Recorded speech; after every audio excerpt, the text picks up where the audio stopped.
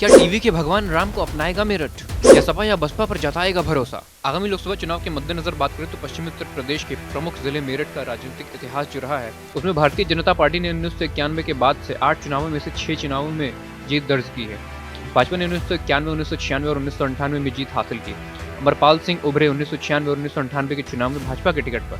हालांकि बीजेपी की लगातार जीत का सिलसिला 1999 में टूट गया जब कांग्रेस के अवतार सिंह भड़ाना चुनाव जीते। 2004 के संसदीय चुनाव में बहुजन समाज पार्टी ने मोहम्मद शाहिद अखलाक के दम पर जीत हासिल की। तब से भाजपा ने जीत का सिलसिला शुरू किया है जिसे कोई अन्य पार्टी रोक नहीं पाई। 2009 के चुनाव में राजेंद्र अग्रवाल ने 47,146 वोटों के अंदर से बीजेपी को जीत दिलाई।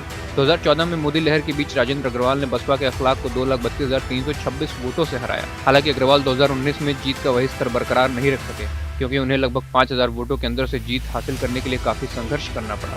मेरठ में दलित और मुस्लिम अल्पसंख्यक मतदाताओं का दबदबा माना जाता है। 2019 के चुनाव में यहाँ मुस्लिम आबादी लगभग 5,64,000 थी। लगभग 3,14,788 की आबादी के साथ जाटो समुदाय भी महत्वपूर्ण भूमिका निभाता है। वाल्मीकि समुदाय की आबादी करीब 59,000 है। इसके अलावा ब्राह्मण, वैश्य और त्यागी समुदाय के मतदाताओं की भी अच्छी खासी जनसंख्या है। जाट समुदाय में लगभग 1,30,000 मतदाता हैं और गुज्जर और सैनी समुदाय के मतदाताओं का प्रभाव भी उल्लेखनीय है। अब बात करते हैं 2024 के लोकसभा चुनाव। उत्तर प्रदेश के मेरठ लोकसभा सीट से 2024 में भाजपा ने टीवी के राम यानी कि अरुण गोविल को अपना उम्मीदवार बनाया और इंडी गठबंधन की तरफ से समाजवादी पार्टी ने भानु प्रताप सिंह को अपना प्रत्याशी घोषित किया है। मायावती ने अपनी पार्टी बसपा के देवव्रत त्यागी को प्रत्याशी के रूप में उतारा है। इस बार देखना यह होगा क्या टीवी के राम अपनी महिमा से मेरठ की जनता को प्रभावित करने में सफल रहेंगे या नहीं। प्रत्याशियों की प्रोफाइल की बात करें तो बीजेपी प्रत्याशी अरुण गोविल की कुल संपत्ति 14 करोड़ से ज्यादा की है। वहीं उन्होंने शाहजहांपुर के जीएफ कॉलेज से बीएससी की डिग्री ले रखी है। बता दें कि उनके ऊपर कोई भी आपराधिक केस दर्ज नहीं है। वहीं बसपा प्रत्याशी देवव्रत त्यागी की बात करें तो उनकी कुल संपत्ति लगभग 5 करोड़ से ज्यादा की है और उनके ऊपर भी कोई आपराधिक मुकदमा दर्ज नहीं है। देवव्रत त्यागी ने श्री वेंकटेश्वर यूनिवर्सिटी से BA LLB की उपाधि ली हुई है। इसी के साथ ही चर्चा करते हैं पिछले लोकसभा चुनाव की। तो इस निर्वाचन क्षेत्र में कुल 18,92,921 मतदाता थे। चुनाव में बीजेपी उम्मीदवार राजेंद्र अग्रवाल को 5,86,184 वोट हासिल हुए थे।